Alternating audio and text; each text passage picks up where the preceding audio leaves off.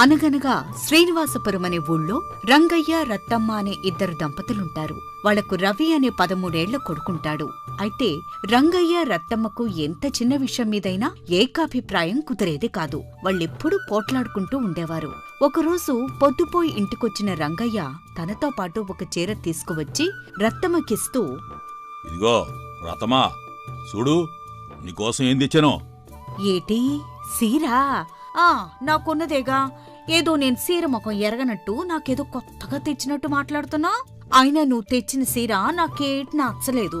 అసలు నీలాడిదానికి తేవడమే గొప్ప అనుకుంటే మళ్ళీ నీకు నచ్చడం నచ్చకపోవడమనా? ఎవరిదేమన్నాడేటి నిన్ను? నేనడిగానా? అనవసరంగా తెచ్చి ఎక్కువ మాట్లాడతావేటి? అది గదిగో అదే మరి. ఈ ఇంటికి వచ్చిన మొగుడికి అన్నం పెట్టేది దిక్కులేదు కాని ఈ మాటలకేం తక్కువ లేదు. అయినా తప్పునా అదే. నీలాడిదాన్ని చేసుకున్నాను కదా, ఆ కర్మ అనుభవించాల్సిందే. కాదు కర్మ నాది. ఇలా వాళ్లు ప్రతి చిన్న విషయానికి కొట్టుకునేవారు. అయితే వాళ్ల కీచులాటలు చూసి వాళ్లబ్బాయి రవి రోజూ ఎంతో బాధపడుతూ వారు గొడవ మొదలు పెట్టగానే దూరంగా వెళ్ళిపోయేవాడు.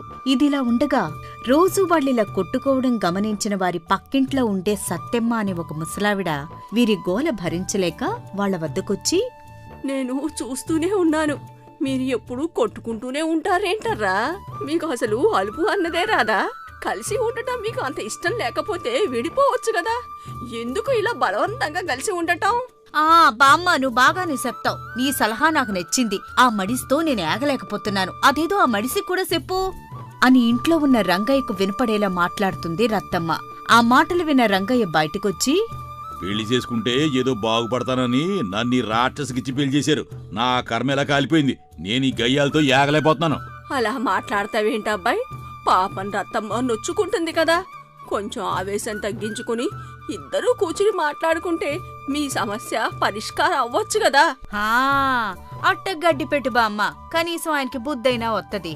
అదిగో మరి ఎలా మాట్లాడుతుందో చూస్తున్నారా? నాతో ఏగలేకపోతున్నా అంటుంది కదా. ఇంకా ఆలస్యం చేయకుండా నా ఇంట్లో వెళ్ళిపోమని చెప్పు. ఎక్కడికి పోతుందో నేను చూస్తాను. నేనెక్కడికి పోయేది? నేనెక్కడికి పోను. అయినా నేనెందుకు పోవాలంట? నీకు కష్టంగా ఉంటే నువ్వే పో అని వాళ్లు మాటా పెంచి మళ్లీ గొడవ పెద్దచ్చేస్తారు. ఇక వారి గొడవ చూసిన బామ్మ ఇక లాభం లేదనుకుని అక్కడ్నుండి నెమ్మదిగా జారుకుంటుంది. మరోవైపు రవి పెరిగి పెద్దవాడవుతున్న కొద్దీ వాడికి తన తల్లిదండ్రుల కీచులాటలు బొత్తిగా నచ్చకుండా పోతాయి. ఇదిలా ఉండగా ఒకరోజు రంగయ్య రవితో ఇలా అంటాడు, యారా బాబు, నాతో బయటికి రారా, సరదాగా అలా గేదెలు మేపుకొద్దాం. ఎప్పుడు ఇంట్లోనే ఉంటావేటి? ఎల్లు బాబు ఎల్లు, మీ నాన్న నీతో అదే చేయిస్తాడు. మీ నాన్నకొచ్చిన పని అదొక్కటే కదా. నువ్వు కూడా ఎల్లి మీ నాన్నతో పాటు ఆ గేదెలు ఎలా కాయాలో బాగా నేర్చుకో అంటుంది వెటకారంగా. దాంతో రంగయ్యకు కోపం వచ్చి మళ్లీ కీచులాట మొదలవుతుంది. అది వింటున్న రవి ఇక అక్కడ ఉండడం తన వల్ల కాక అక్కడ్నుండి బయలుదేరి మళ్లీ ఊళ్ళోకి వెళ్తాడు. అయితే వాడు వెళ్లి స్నేహితులతో ఆడుకుంటున్నప్పుడు ఒక స్నేహితుడు ఇలా అంటాడు, ఏంట్రా రవి, మీ ఇంట్లో నుండి ఎప్పుడు చూసినా ఏదో అరుపులు వినిపిస్తూనే ఉంటాయి. అసలు మీ అమ్మా నాన్న ప్రశాంతంగా ఉండరా ఏంటి? ఏమోరా, నాకదే అర్థం కావటం లేదు. అసలు వాళ్ళలా ప్రతి చిన్న విషయానికి ఎందుకు అలా అరుచుకుంటారో నాకేం అర్థం కావటం లేదు. ఆ ఇంట్లో ఉండటం నాకు నరకంగా ఉందిరా. తొందరలోనే వాళ్ళు తమ తప్పు తెలుసుకొని మారతారేమో. ఏం మారతారో ఏమో. వాళ్ళ అరుపుల వల్ల ఊళ్ళో వాళ్ళందరూ వాళ్ళ గురించి వింతగా చెప్పుకుని నవ్వుకుంటుంటే అది చూసి నాకు చాలా బాధగా ఉంటుంది. వాళ్ళు ఇంకా కలిసి సరదాగా ఎప్పుడుంటారో ఏమో. అలా అంత చిన్న వయసులోనే రవికి ఇదొక తీరని విచారంగా మారుతుంది. రవి పశువులను మేతకు తోలుకుపోయి అక్కడ కూడా ఏ విషయమే ఆలోచిస్తూ విచారంగా కూర్చునేవాడు. ఆ సమయంలో వాళ్ల ఊరి వైద్యుడు రామనాథం అటుగా వచ్చి, ఏమిట్రా రవి, చాలా విచారంగా ఉన్నావు. ఏదైనా సమస్య ఏమిటి? మీరు చూడ్డానికి మంచివారిలా ఉన్నారు. నా బాధ ఎవరికి చెప్పినా అర్థం కాదండి. మీరు నా బాధ తీరుస్తాను అంటే చెప్పండి, చెబుతాను. ముందు నీ సమస్య ఏమిటో చెప్పు నాయనా. ఇక నీ సమస్య ఏదైనా నీకు ఒక మంచి ఉపాయం నేను చెప్తాను కదా. నువ్వు ఇలా విచారంగా ఉండడం నాకస్సలు నచ్చలేదు అని అంటాడు రామనాథం. దాంతో రవి తన తల్లిదండ్రుల గొడవల గురించి వివరంగా అతనికి చెప్తాడు. వాళ్ళు అలా కొట్టుకున్నంతకాలం నాకీ విచారం పోదండి. అసలు వాళ్ల మధ్య గొడవలు మాన్పించడానికి నేనేం చెయ్యాలో కూడా నాకు అర్థం కావటం లేదండి అని తనలో బాధ మొత్తం ఆ వైద్యుడికి చెప్పుకుంటాడు రవి. దాంతో వైద్యుడు రామనాథం కొంతసేపు ఆలోచించి రవితో ఇలా అంటాడు, నాయనా, దిగులు పడకు. నీ తల్లిదండ్రులను మారిస్తే నువ్వే మార్చాలి. దానికి నా దగ్గర ఒక మార్గం ఉంది, చెబుతాను విను. మీరు నిజంగా మా ఇంట్లో మా అమ్మా నాన్నల చేత గొడవలు మాన్పించగలిగితే అంతకంటే నాకు ఇంక వేరే సంతోషమేమీ ఉండదండి. నేను ఏం చెయ్యాలో చెప్పండి, మీరు చెప్పినట్టే చేస్తాను. సరే అయితే నేను చెప్పేది జాగ్రత్తగా విను అంటూ రవికి చెవిలో రహస్యంగా ఏదో చెప్పి ఇంటికి వెళ్ళిపోతాడు రామనాథం. ఇక ఆ సాయంత్రం పశువులను తోలుకుని ఇంటికి వస్తూనే రవి తల్లితో ఇలా అంటాడు. అమ్మా, నా చొక్కా ఉతికి ఆరేయమని పొద్దున్న నీకు చెప్పాను కదా, ఇంకా ఈ చొక్కా ఇక్కడే ఉందేంటి? అసలు నీకు ఇంత మతిమరిపోతే ఎలాగమ్మా? నీకు కొడుకున్న సంగతి కూడా జ్ఞాపకం ఉన్నట్లేదు అని చాలా ఆవేశంగా తన తల్లితో అంటాడు. ఎప్పుడూ లేనిది రవి మొదటిసారి ఇలా వింతగా ప్రవర్తించేసరికి తల్లి ఆశ్చర్యపోయి, అదేట్రా అట్టా మాట్లాడతావు? అసలు నీ సొక్కా ఉతికారేమని నువ్వు నాకెప్పుడు చెప్పావు? అవునులే, నీకు నేనెందుకు గుర్తుంటాను అంటూ ఇంతెత్తున ఎగిరిపడతాడు. అతని ప్రవర్తన చూసి రత్తమ్మ నిర్ఘాంతపోయి, ఎన్నడూ తనను పల్లెత్తు మాట కూడా అనని తన కొడుకు ఏదో పూనినట్టు ఎందుకిలా ఎగిరిపడుతున్నాడో అర్థం కాదామెకి. ఏటో వీడికసలేటైంది? ఇట్టా మాట్లాడుతున్నాడేటి? ఇదంతా నా భ్రమలా ఉంది. పైగా ఆడన్న మాట అబద్ధం, ఆడు సొక్క ఉతకమని లేదు.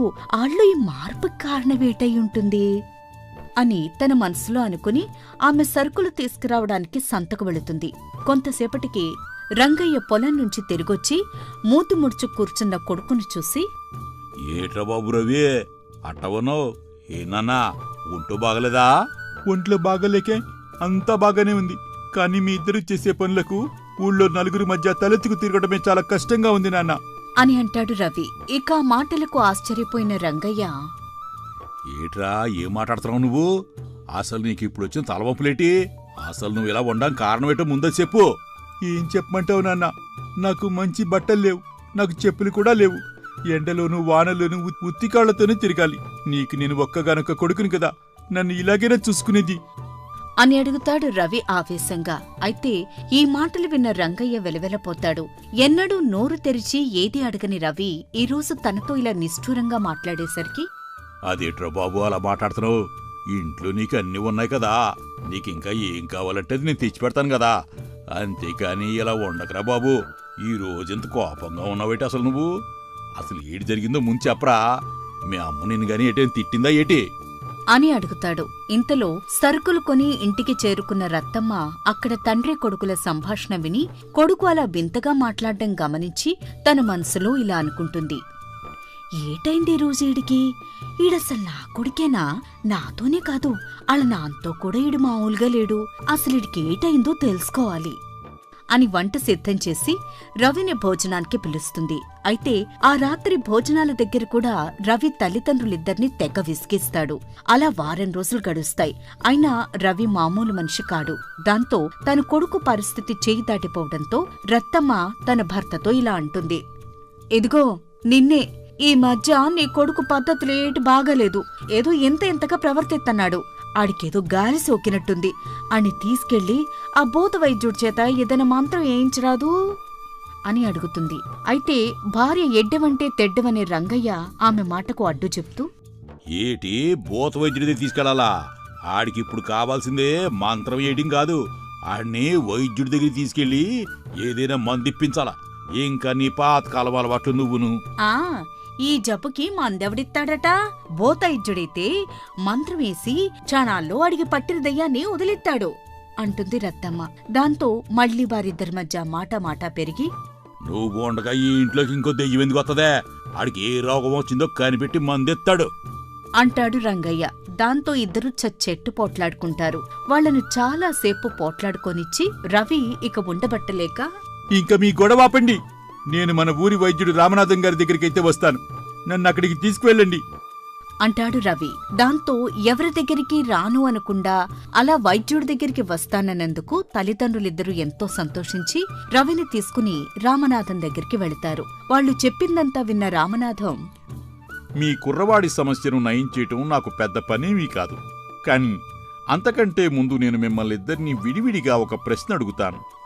ఆ ప్రశ్నకు మీరు సరైన సమాధానం చెప్పిన తర్వాత మీ బిడ్డకు వచ్చిన సమస్య నేను క్షణాల్లో పరిష్కరిస్తాను అని అంటాడు రామనాథం. దాంతో ఆ భార్యాభర్తలిద్దరూ ఆలోచించుకుని రామనాథం పెట్టిన షరతుకు అంగీకరిస్తారు. దాంతో రత్తమ్మను బయటకు పంపిన రామనాథం అక్కడ ఉన్న రంగయ్యను ఇలా అడుగుతాడు.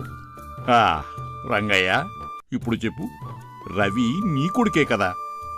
అని అడగ్గానే రామనాథం అడిగిన ప్రశ్నకు రంగయ్య ఆశ్చర్యపోయి, అవునయ్యా, రవి నా కొడుకే. అయినా మీరెందుకలా అడుగుతున్నారు బాబో? చెబుతాను, కానీ మీరు చెప్పింది సరైన సమాధానం కాదు. కొంచెం ఆలోచించుకుని రండి. ఈలోపు నేను మీ ఆవిడితో మాట్లాడతాను అని రంగయ్యను బయటకు పంపి రత్తమ్మను పిలిచి ఇలా అడుగుతాడు. ఇలా అడుగుతున్నానని ఏమీ అనుకోవద్దమ్మా. నేనడిగిన దానికి సరైన సమాధానం చెప్పు. ఆ రవి ఎవరి కొడుకు అని అడుగుతాడు. దాంతో రత్తమ్మ కూడా ఆశ్చర్యపోయి నెమ్మదిగా ఇలా అంటుంది. అదేటండి అట్టా అడుగుతారు? రవి నా కొడుకే. అయినా మీకా సందేహం ఎందుకొచ్చింది? చెబుతానమ్మా, అయితే కొంచెం సేపు ఓపిక పట్టండి అని తరువాత రంగయ్యను కూడా పిలిచి వాళ్ళిద్దరినీ పక్కపక్కనే కూర్చోబెట్టి ఇలా అడుగుతాడు. నేనడిగిన ప్రశ్నకు మీరిద్దరూ సరైన సమాధానం చెప్పలేదు. అందుకే మీకు ఒక వారం రోజులు గడువిస్తున్నాను. మీరు ఇద్దరూ కలిసి బాగా ఆలోచించుకుని సరైన సమాధానంతో వచ్చి నన్ను కలవండి. అప్పుడు నేను మీ అబ్బాయికి చికిత్స ప్రారంభిస్తాను అని చెప్పడంతో విస్తుపోయిన రంగయ్య రత్తమ్మలు రవిని తీసుకుని అక్కడ్నుండి వచ్చేస్తారు. సరిగ్గా వారం గడుస్తుంది. మళ్ళీ వారిద్దరూ రవిని తీసుకుని రామనాథం దగ్గరికి వస్తారు. అయితే వారిని మళ్ళీ అదే ప్రశ్న వేస్తాడు రామనాథం. ఈసారి రంగయ్య తెలివిగా చెబుతున్నాననుకుని, ఆడా అండే, ఆడు నా భార్య కొడుకండే. ఎందుకంటే నా దగ్గర ఏరే సమాధానం ఏట్లేదండి. అవునయ్యా, ఆడు నా కొడుకేనండి. మీరెన్నిసార్లు అడిగినా ఇదే సమాధానం చెప్తాను. ఎందుకంటే ఇదే సరి అయిన సమాధానం కాబట్టి అని అంటారిద్దరు. దాంతో ఈసారి కూడా రామనాథం ఒక చిరునవ్వు నవ్వి, ఈసారి కూడా మీరిద్దరూ సరైన సమాధానం చెప్పలేదు. మరింత బాగా ఆలోచించుకుని మరొక వారం రోజుల తర్వాత మళ్ళీ వచ్చి కలవండి అని అంటాడు రామనాథం. ఇక రవికి పిచ్చి నానాటికి ముదురుతూ ఉంటుంది. ఈసారి రంగయ్య రత్తమ్మ ఆ వైద్యుడికి ఏం చెప్పాలో కూడా పలుక్కుని ఒక నిర్ణయానికి వస్తారు. వారం గడవగానే వాళ్ళిద్దరూ మళ్లీ రామనాథం దగ్గరకొచ్చి, బాబో, ఈసారి మేమిద్దరం బాగా కలిసి ఆలోచించుకుని వచ్చేవండే. రవి మా ఇద్దరి బిడ్డ. అవునయ్యా, రవి మా ఇద్దరి బిడ్డ అని ఆయన ప్రశ్నకిద్దరూ కలిసి ఒకే సమాధానం చెప్తారు.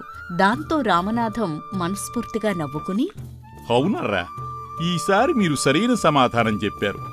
మీరిద్దరూ కలిసి ఆలోచించుకుని వచ్చారు కాబట్టి ఇన్నాళ్లకు మీ అబ్బాయికి వచ్చిన సమస్య తీరిపోయింది. ఇక ఇంతకాలం మీ భార్యాభర్తలిద్దరూ ఒకరితో ఒకరు సంప్రదించుకోకుండా ప్రతి చిన్న విషయానికి ఒకరు ఉత్తరం ఒకరు దక్షిణం వైపు లాగుతూ జీవితమంతా పోట్లాడుతూనే ఉన్నారు. అదే మీ అబ్బాయికి వచ్చిన అసలు సమస్య. అసలు మీ రవికి ఇప్పుడు ఏమీ లేదు. వాడు నా సలహా మీదనే మీ ఇద్దరికీ బుద్ధి చెప్పడానికి ఇలా నాటకం ఆడాడు. ఇక నుండైనా మీ మధ్య గొడవలు మాని ఒకరి సంగతి ఒకరు ఆలోచిస్తూ సుఖంగా ఉండండి. అప్పుడు మీ అబ్బాయి రవి కూడా చాలా సంతోషంగా ఉంటాడు. వాడు రత్నం లాంటి పిల్లాడు. మీరు మీ తగాదాలతో ఇన్నాళ్ళు వాడికి సుఖం లేకుండా చేశారు అని వాళ్లని మందలిస్తాడు రామనాథం. దాంతో రంగయ్య రత్తమ్మ ఇంతకాలం వాళ్లు చేసిన తప్పును తెలుసుకుని ఆ దెబ్బతో గుణపాఠం నేర్చుకుని వారి మధ్య కొట్లాటలు మాని ఆ రోజు నుండి ఒకరినొకరు సంప్రదించుకుంటూ అన్యోన్యంగా బ్రతకటం నేర్చుకుంటారు. అలా రవి విచారం కూడా తగ్గి వాడి అమ్మా నాన్నలతో వాడు కలిసి సంతోషంగా జీవిస్తాడు. ఈ కథ మీకు నచ్చినట్టయితే మా ఛానల్ సబ్స్క్రైబ్ చేసుకోండి. అలాగే ఈ వీడియో షేర్ చేయటం, లైక్ చేయటం మర్చిపోకండి.